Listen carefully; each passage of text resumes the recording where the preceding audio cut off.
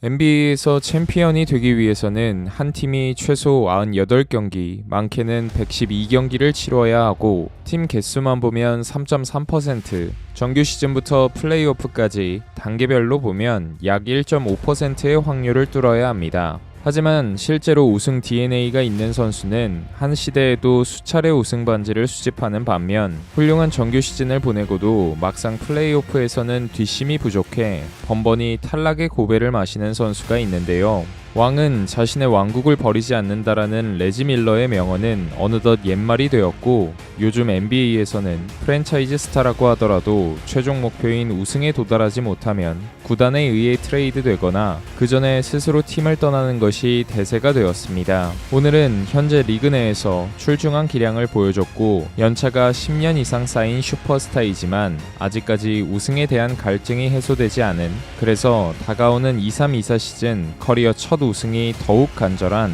현역 무관의 제왕 3명의 서사와 보완점을 간략하게 짚어보겠습니다. 우선 첫 번째로는 이 분야 가장 많은 별명을 가지고 있는 크리스 폴입니다. 20살에 일찍부터 NBA에 입성해 올스타 12회, 퍼스트팀 4회, 디펜시브 퍼스트팀 7회, 어시스트왕 5회, 스틸왕 6회 등 풍성한 커리어를 쌓아왔는데요. 18시즌 중 15번을 플레이오프에 진출했고 2011년부터는 단 한 번도 플레이오프 진출을 놓치지 않으면서 어느 팀에 가서도 정규 시즌 성적은 확실하게 끌어올려줄 수 있는 베테랑의 품격을 보여줬습니다. 하지만 문제는 플레이오프 무대였습니다. 7전 4선승제가 원칙인 플레이오프 시리즈에서 2승을 먼저 거두고도 리드를 날려버린 경우가 5번이나 될 정도로 큰 경기에서 유독 흑역사를 많이 만들었습니다. 가장 우승 전력에 근접했던 2018년에는 9전 10기 끝에 컨퍼런스 파이널에 진출했고 골든 스테이트 워리어스를 탈락 위기에 몰아넣는데 성공했지만 5차전 막판 햄스트링 부상이 그의 활약을 가로막았습니다. 그로부터 3년 뒤인 2021년 플레이오프, 레이커스, 덴버, 클리퍼스를 차례대로 격파하며 그토록 궁금했던 파이널 무대를 처음으로 밟았는데 미러키 벅스에게 또 선 2승 후 4연패로 무너지면서 준우승에 그쳤습니다.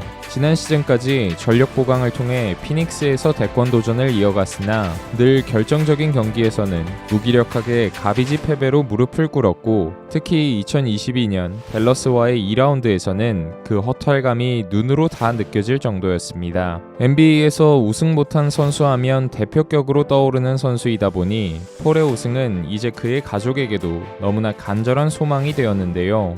이번 시즌 커리어 내내 라이벌이자 지독하게 엮였던 골든 스테이트 워리어스에 트레이드를 통해 합류했고 우승을 위해서라면 무엇이든 하겠다고 포부를 밝혔습니다.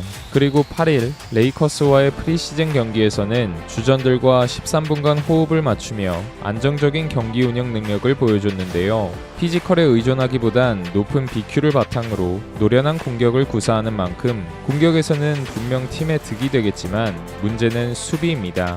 단신임에도 전성기에는 집요하면서도 지능적인 수비를 통해 상대 빅맨들마저도 성가시게 만드는 수준이었으나 나이가 나이인지라 최근 플레이오프에서는 루카 돈치치, 제일런 브런슨에게 주요 매치업으로 간택당하며 포스트업에 속수무책으로 공략당하기도 했습니다.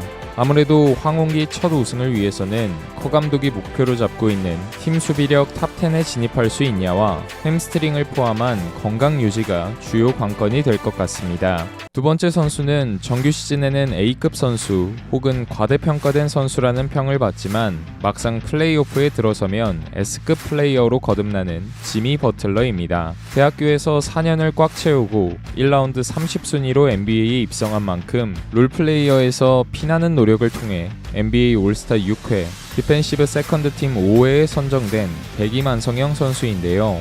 퍼스트팀에 선정된 적은 단 한 번도 없지만 NBA 커리어 12년간 2016년 한 번 빼고 모두 플레이오프에 오른 봄농구 단골 손님이고 특히 중압감이 커지는 경기에서 존재감이 더욱 뚜렷해지는 장점을 가지고 있습니다. 친정팀인 시카고 불스부터 미네소타, 필라델피아 시절에는 항상 1, 2라운드의 벽을 넘지 못하는 그윽한 기간을 보냈으나 마이애미 히트 합류 후 최근 4년간은 확실한 1옵션으로서 3번의 컨퍼런스 파이널, 두 번의 파이널 무대로 팀을 이끌며 자신의 진가를 제대로 발휘해냈습니다. 유독 버틀러의 활약이 부각될 수밖에 없었던 이유 중 하나는 마이애미 히트의 팀 구성이 후순위 지명 선수거나 언드래프티 유망주들이라 정규 시즌에서 중위권 정도의 성적을 낼 때는 우승 후보로 전혀 거론되지 않다가 플레이오프 때는 단체로 기여를 끌어올려 미러키, 보스턴 등 동부의 강호들을 꺾고 파이널까지 두 번을 진출했기 때문입니다.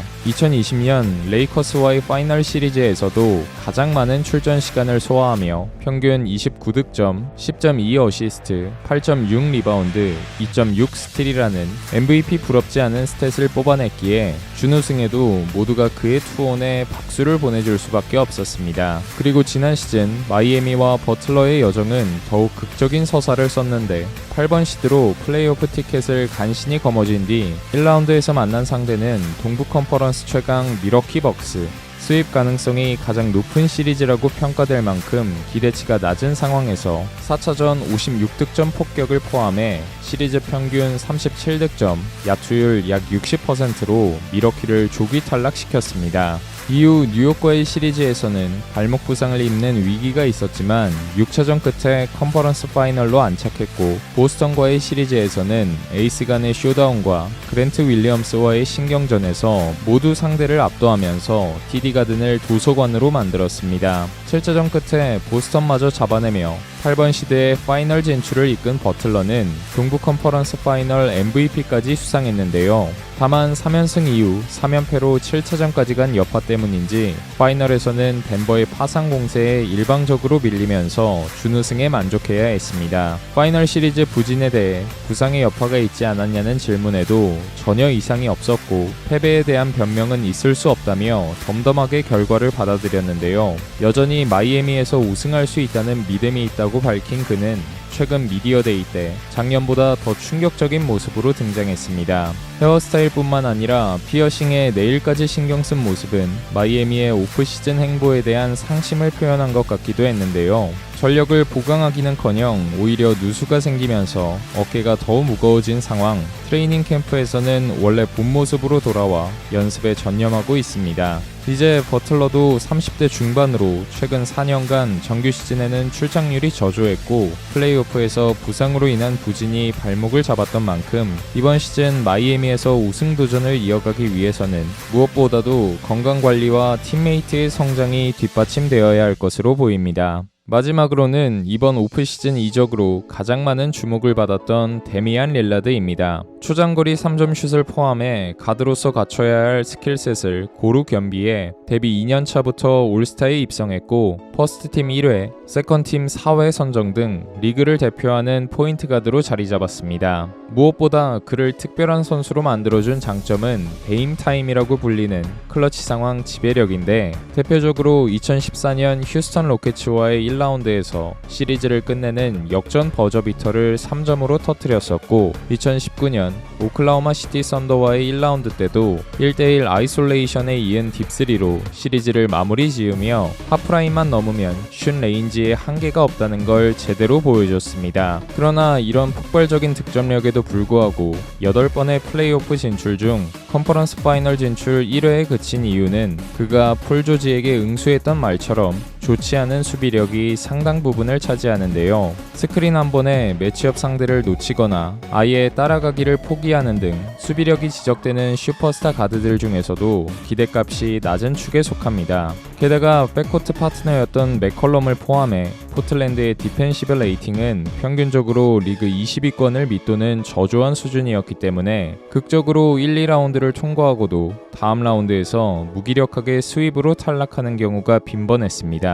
결국 2022년 맥컬럼이 먼저 뉴올리언스로 트레이드되면서 릴 맥듀오는 해체된 이후 2년 연속으로 플레이오프 진출에 실패하면서 전성기 구간을 다소 아쉽게 흘려보냈는데요. 원클럽맨으로서 포틀랜드에 대한 충성심을 커리어 내내 드러냈던 릴라드도 지난 시즌이 끝나고 구단에 트레이드를 요청하면서 우승에 대한 갈망을 드러냈습니다. 그 과정에서 마이애미 히트가 아니면 언의 피를 띄우겠다는 완고한 입장을 내놓으면서 구단과 마찰을 빚었으나 히트가 형편없는 카드만 제시하는 사이 삼각 트레이드를 통해 미러키 벅스행이 확정되었습니다. 막상 더 강력한 동부 컨퍼런스 팀으로 합류하게 된 사실이 기뻤는지 미러키 벅스에서 최선을 다하겠다라는 포부를 밝히며 만족감을 드러냈는데요. 단순히 전력 보강을 넘어 커리어 처음으로 MVP 선수와 호흡을 맞추게 된 릴라드는 미디어데이 때 평균 30득점을 하는 두 선수를 어떻게 막을 것이냐며 쿤보와 손발을 맞출 생각에 벌써부터 들뜬 모습이었습니다. 자신이 지루가 될 수는 없지만 수비 역시 개선하겠다며 공언한 만큼 상황상 앞서 소개해드린 두 선수보다 다음 시즌 우승 가능성이 좀 더 높아 보이는데요. 득점 기복을 줄이고 아데토쿤보와의 원활한 공전이 이뤄지냐가 우승의 키포인트가 될 것 같습니다. 어떠한 스토리를 가지고 있던 간에 세 선수 모두 이번 시즌 우승이 아니면 의미가 없다라는 마음가짐으로 임할 것 같은데요. 과연 이들이 있는 세 팀 중에 이번 시즌 우승팀이 나오게 될지 아니면 그 외에 다른 선수들이 무관의 한을 풀게 될지 이제 코앞으로 다가온 23-24 시즌 우승 레이스에 귀추가 주목됩니다.